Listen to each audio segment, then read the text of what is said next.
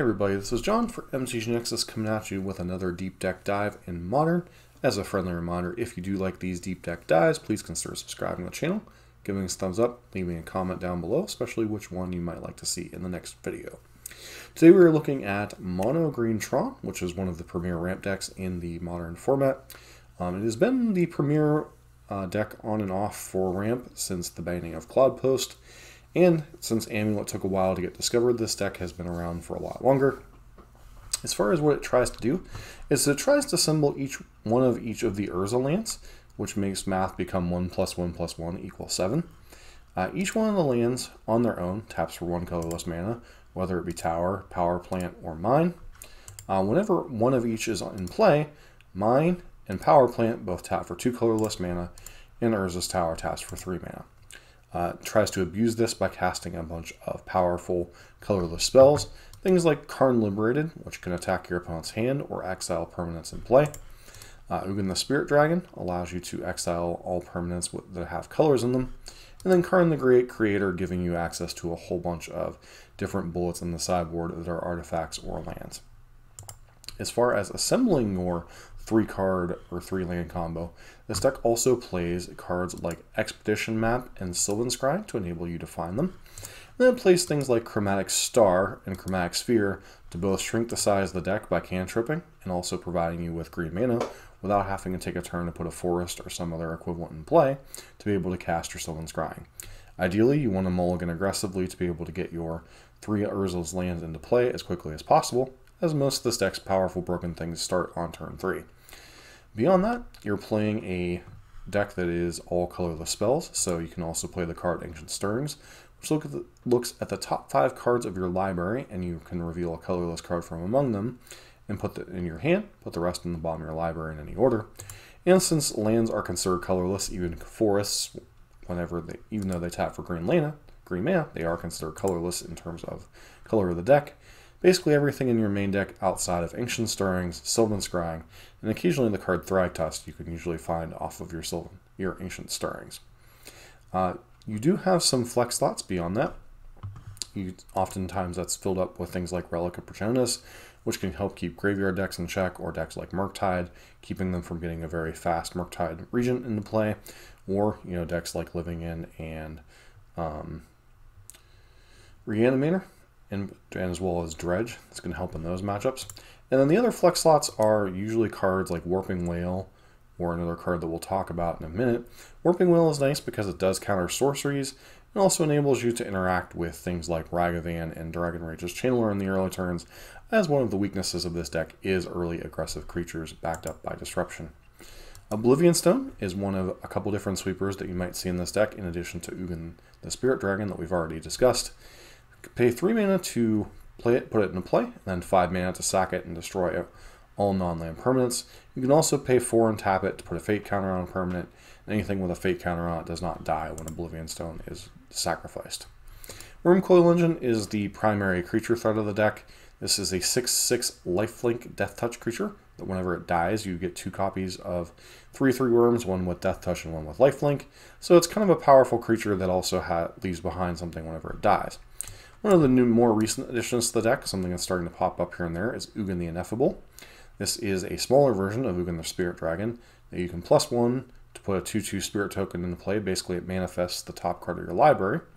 And then whenever that creature would die or leave the battlefield, it goes to your hand. So it's a way of drawing cards in some ways, while also defending itself. It has a static ability that makes all of your colorless spells cost 2 less to cast, which almost everything in your deck is 2 less, so it makes sense to be playing this card. And its -3 allows you to destroy one target permanent, or target permanent that's 1 or more colors, which most decks are usually playing a non-colorless set of threats. Ulamog the Ceaseless Hunger is usually the highest top end you'll see in most of these decks, at least in the main deck. Whenever you cast it, you exile 2 permanents, and then it's indestructible. It's a 10/10. And then, whenever it attacks, you exile the top 20 cards of a target player's library. This helps to get around things like counterspells and stuff, as while they can counter the Ulamog, generally they're still losing 2 permanents. And if this does happen to resolve, there aren't too terribly many things in the format that can get rid of it. Other than Solitude is the main thing. This version also goes a little bit further up the chain with Kozilek Butcher of Truth. which whenever you cast this spell, you draw 4 cards. And then it has Annihilator 4, which means whenever it attacks, the defending player sacrifices 4 permanents. When Kozilek is put into a graveyard from anywhere, its owner shuffles their graveyard into their library. So this is a very nice tech against things like Mill, but also decent in a longer game where you can potentially discard this card, keep yourself from decking, as you do tend to go through quite a few cards with all the various cantrips with your chromatic stars and spheres, although you'll very rarely try to do that except for against matchups like Mill and the 80 color Urion piles perhaps. Beyond that, your land base, you run some number of forests to play around things like Blood Moon and such, as that is one of the effective ways of attacking this deck. Boseiju, a recent addition to the deck. This is a card played basically in any green deck. Allows you to channel it to destroy a target artifact, enchantment, or non-basic land an opponent controls, and they get a land with the basic land type out of it. And then you can cost 1 less for each legendary creature you control. We don't have very many legendary creatures. This is a deck that, was looking for an additional way to blow up Blood Moons and Alpine Moons, etc. So this is quite a nice way. And also Void Mirror, another card that can be brought in against Tron a lot of times. Blast Zone, way to clean up permanents. It's kind of engineered explosives, except for it mandatorily starts on 1. So it's yet another land you can kind of tutor up to deal with problematic permanents of your opponent. And then Sanctum of Ugen. This was kind of the replacement for I forget what is the name of the card. The card that is banned. Eye of Ugen was the card that was banned during Eldrazi Winter that Tron used to play as a one of. This basically is whenever you cast a colorless spell with value 7 or greater, you may sacrifice it to go find a colorless creature card. So basically anytime you cast a Karn, an Ugen, or an Ulamog, you get to go find a Wormcoil Engine or another Ulamog. And then, that's pretty much the main deck of this particular variant. Sideboard, one of the big things when you're casting Karn the Great Creator, which almost universally every deck list I have seen recently has Karn anymore. It used to be somewhat of a debate. You had access to a bunch of sideboard hate cards. This version is choosing to run things like Tormod's Crypt for any type of graveyard shenanigans. So once again, gives you additional hate besides your relics against anything like Living End, Murktide, etc. Pithing Needle can shut down a bunch of problematic different permanents, whether it be things like opposing Planeswalkers, things like Liliana the Veiled, Jace, Teferi, can shut down activated abilities of permanents like Yawgmoth, etc. It's a nice one of to have. Torpor Orb, primarily here for elemental-based decks and type of Omnath piles. Ratchet Bomb, this is kind of the engineered explosives that this style of deck plays, as with only really having access to 1, maybe 2 colors sometimes. Engineered explosives isn't the most reliable, but Ratchet Bomb is quite nice against tokens and such, especially against Urza Saga tokens and such. Trinisphere, when you're playing against any spell-based decks, this can also be quite good against decks like Burn and stuff, decks like Death Shadow and such that try to play a really cheap curve. Ensnaring Bridge can kind of drag the game out, keep your opponent from attacking you with creatures, especially if you're able to get Hellbent, as this deck, once it gets Tron online, is often able to cast everything pretty quickly. Sundering Titan, the go-to screw up your opponent's lands. Very good against anything with a stretched mana base, so 4-color control, etc. Can be good against control decks and such, and some versions also play Yavimaya, as well as other Urborg Tune of Yawgmoth sometimes. You can basically decide what lands you're blowing up. And sometimes you might blow up one of your own forests, but at the cost of blowing up 3 or 4 of your opponent's lands generally seems to be pretty worth it. Walking Ballista, pretty good against small creature decks especially, or just a way to close out the game with a bunch of mana. And Chalice the Void, while you do play a bunch of 1-drops, this card is quite good against the various Cascade decks especially. And sometimes you might bring this in against decks like Burn or Death Shadow that have a very low curve sometimes, and won't hurt you as much as it hurts them. Force of Vigor and Nature's Claim, 3 of the biggest cards that you're going to see as hate for this deck are the aforementioned Alpine Moon, which its ability shuts down Tron lands just by naming one of the Tron lands. Blood Moon, obviously quite problematic for this deck, and as well as Void Mirror can be problematic, although 1 copy of Yavimaya usually solves that problem alone. The other Karn card I forgot to talk about, Liquid Metal Coating. This allows you to destroy lands with your Karn the Great Creator. And then a 1-of Dismember. Usually you'll bring this in for any type of problematic permanents. Creatures, the main one being Magus of the Moon, as a lot of decks have moved to Magus as kind of a split on Magus, or just playing Magus instead of Blood Moon, because the 2 main decks that they want them against in Tron against Tron and Amulet generally are playing a lot of answers to Blood Moon, especially with the printing of Boseiju. Taking a look at this version of the deck, it's a little bit different in what's going on. First thing to note is there are a couple copies of the Yavimaya Cradle of Growth. The main reason for Yavimaya is the fact that this turns any of your Tron lands into green sources for things like Ancient Stirrings, Sylvan Scry, and Thragtusk, while also, giving you some outs with your Sundering Titans and such to be able to blow up your opponent's lands because everything's a forest. In the way Sundering Titan reads, you get to destroy one of each basic land type. And then, for that reason, this version is playing 3 Sundering Titans. It also is playing an Urborg Tomb of Yawgmoth, which, considering there's no black spells in the deck, I don't even think it has a Dismember on the sideboard. The main reason for that would be the ability to blow up 2 of your opponent's lands with a Sundering Titan, regardless if they're playing any land types or not. And then the rest of the lands we've already kind of talked about what they do. The other thing in the main deck that is different is one of copy of Spatial Contortion. Once again, another answer to early creature aggression, especially Ragavan, which can really get out of hand if it's left unanswered, and otherwise Tron struggles to answer early creatures as it doesn't do a ton with its stuff until turn 3, because most of its early turns are spent with its Expedition map, Sylvan Scryings, and Ancient Stirrings trying to find its Tron pieces. And then, as far as the top end of this deck, one of Ulamog, and this version's playing 3 Sundering Titans. This version seems to be very slanted towards really attacking 4-color control, as, blowing up 3 or 4 of their lands could really set them far back, even if they happen to have a run at 6 going. Sideboard in this one, one difference, Elixir of Immortality is kind of a card both against Mill, although it doesn't see a bunch of play, and there's also a decent card against Burn and such, getting you a little bit of life in a pinch. Relic of Progenitus are in the sideboard of this version. Pitch Signal we've already kind of talked about. Wilt is another copy of like a Force of Vigor-esque card or Nature's Claim. This version costs 1 more than Nature's Claim, but also has the upside of being able to be cycled. One thing I forgot to mention about Nature's Claim is Nature's Claim also comes in against deck like Burn to give you a little bit of life. Sometimes you're willing to Nature's Claim your own permanents just to gain that life.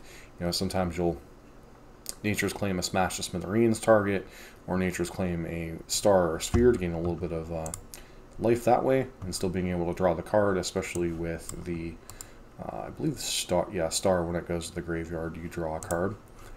And then, beyond that, this version is running Thragtusks, which is a card I mentioned several times.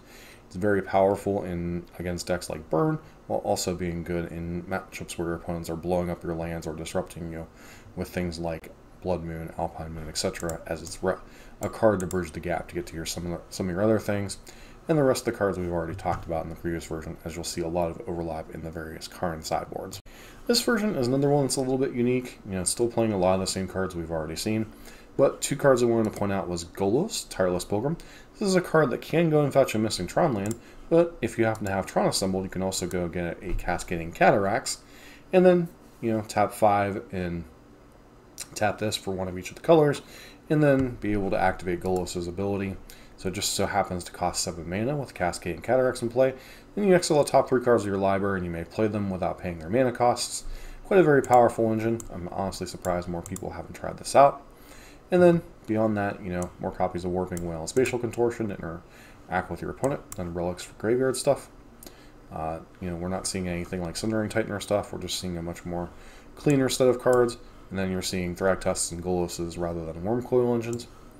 Sideboard, you're seeing a lot of the same stuff. You're seeing, one unique one to this version is Mystic Forge, which you may look at the top card of your library at any time. You may cast artifact spells and colorless spells from the top of it, and you can pay 1 to exile the top card of your library. This is quite good for any type of grinding matchups, especially like 4-color control and such, where you can kind of, exchange threats, your opponent's going to blow stuff up, etc. And this gives you a way to refuel, as sometimes this deck does flood out a little bit as you are seeking a lot of lands. Golos, 3rd copy in the sideboard you can get with Karn, and then the rest of the things we've kind of already talked about. As far as Tron, how it's positioned in the meta, how it's attacked, Tron is a deck much like Burn and Dredge to a certain point in the format now. It's one of those decks that when it's not expected, it's generally doing better, and when it's kind of a known quantity or expected quantity, it tends to do a little bit worse. Tron is a deck that does not really impact the board or do anything significant until turn 3. So oftentimes, aggressive decks, especially, like Burn, Prowess, those decks that can really get under you can often be very problematic. And if your permanents don't really affect what your opponent's doing, decks like Storm, Neo Brand, all of these various different decks that, like, at the old ad nauseum builds before Simian Spirit God got banned, if their permanents don't affect what you're doing, then those decks tend to perform quite well. Decks like Infect, decks like Hammer Time, just decks that, either get the game over, try to get the game over very quickly, or decks that don't really care about what Karn's planeswalkers and creatures are doing. That said, if you have Karn the Great Creator and you're able to go find the right hate piece, it does significantly improve those matchups, but they're still, at its core, a struggle for them. For instance, Burn is one of Tron's more difficult matchups. However, there are some lines with turn 3 Wormcoil Engine or turn 3 Karn the Great Creator and Trinisphere, can sometimes steal you games. Other matchups that can be a little bit tricky is decks with a bunch of pressure and counter spells. Murktide, in my experience with the deck, was a little bit of a tight fit. It was a close matchup, although I do think Murktide was a little bit favored, especially in the post-board games where it gets access to a hate card that this deck struggles with, that being Blood Moon. And Blood Moon and Alpine Moon and such are not KOs for this deck, as they will eventually power through. Either they'll find enough lands to be able to cast their spells, or they'll simply blow it up with one of their different enchantment hate pieces and start casting their big bombs anyway. Generally, you want to be disrupting this deck and pressuring it. One of the things like a deck like Jund used to struggle with is, even though it would bring in Fulminator Mages, Jund was not always the best at closing out the game. So you want to be bringing disruption plus pressure. Otherwise, this deck can overpower almost anything in the mid to late game. This is one of the few decks in the format that can legitimately overpower both Amulet and 4-color Omnath if given enough time. That said, Amulet can still win the game out of nowhere with its Titan hasting and such. But, these are decks that designed to go over the top of other mid-range and control decks. This is kind of the top of the food chain as far as fair-ish decks in the format, although many would say that dropping a Karn Liberated on turn 3 is not fair, but, in comparison to, dying on turn 2 or 3 to a Storm deck or something along those lines, it is relatively fair, and you will get to play at least 4 or 5 turns of Magic against Tron. Beyond that, the deck can have an LD plan, a land destruction plan with Karn and Ulamog. It can, go into a prison mode with Karn the Great Creator getting in Staring Bridge and like Trinisphere and such. The deck is very flexible at what it can do, but you're very dependent on whatever permanents you happen to draw. The main focus of the deck is to assemble Tron as early as possible, so you have to mulligan fairly aggressively with this deck. It's not unheard of for this deck to mulligan to 3 or 4 and still win a game, just by being able to assemble Tron and then either having that 4th card be a payoff, like Karn the Great Creator or Karn Liberated, or just drawing a payoff off the top of its deck and being able to cast it. That's one of the things that the Jund midrange would struggle with against the Tron in one of the more classic matchups of the format, is the fact that it would do Jund things and strip you down to no resources, but then Tron would assemble Tron and eventually rip an Ugen or something and just completely take over the game. So basically, you want to attack the deck, do it in a way that its permanents can't affect. So fast, aggressive decks, disruption backed by pressure.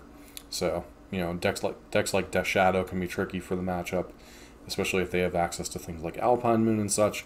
A fast Ragavan and DRC backed up by like a Drown and Lock on a key search spell, backed up by an Alpine Moon, can often win the game.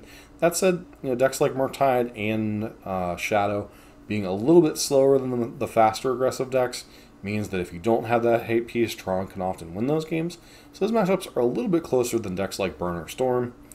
And then, the old super combo decks like Neoform, Oops All Spells, etc. If you didn't have your right hate piece at the right time, you just simply died in those matchups.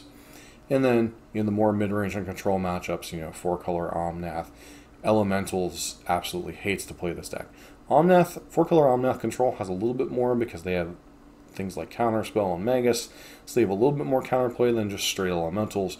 But generally, this is a matchup that Omnath and 4-color Elementals does not particularly want to see unless they're well tuned to beat at the matchup, and even then it can be a little bit of a rough go.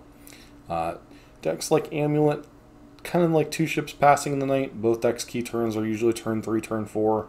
A lot of it is what is their key card. Like, for instance, if Karn finds an Ensnaring Bridge and Titan can't attack, then sometimes, you know, it'll turn into a bit of a stalemate.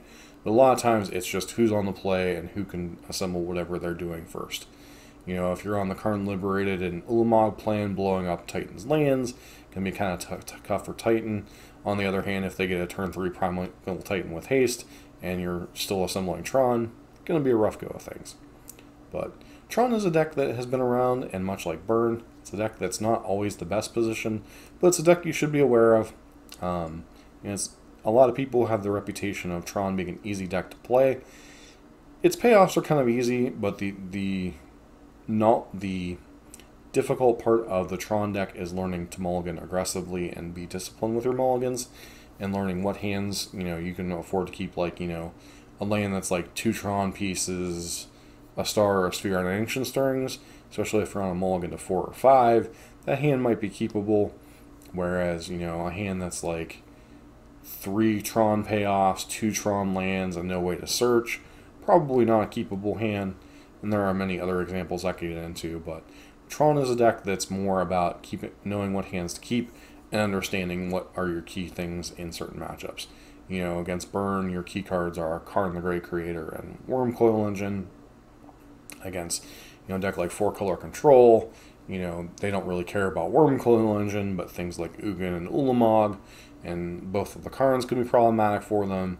So, you know, it's like knowing what matchups are important, and also knowing what your opponent's hate pieces might be. For instance, Burn, you generally don't have to fear about Blood Moon, but, you know, they could bring in something like Skullcrack, or, you know, something to keep you from gaining life. You know, just got to know what your opponent's hate cards are going to be against you, or if they're even going to have any hate cards against you. You know, the main ones obviously being Blood Moon, Alpine Moon, Void Mirror. Sometimes, you know, you'll see land destruction in some regards, although it's not that particularly high in the format right now. You know, there's not too much Green-Red Ponza, there's not too much Blue-White Control playing Field of Ruin or anything like that. Most of your hate tends to be in the form of the permanents that I named a bit ago. So that is my rundown on Green Tron, and it has been around the format, much like Burn, since virtually the beginning of the format. But, you know, still a deck that kind of wanes and waxes as the format changes, as we've got some very polarized matchups. But that's it for this video. Don't forget to like, comment, subscribe, and let me know down below what deck you would like to see next.